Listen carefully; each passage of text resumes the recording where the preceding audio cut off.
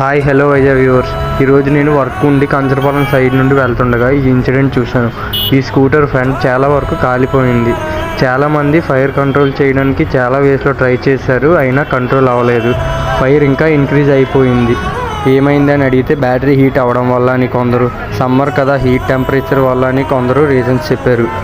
Reasons ఏదైనా అవ్వచ్చు. So vehicle lovers, ఇది సమ్మర్ కాబట్టి లాంగ్ జర్నీ చేసేటప్పుడు అక్కడక్కడ ఆగి వెళ్ళండి.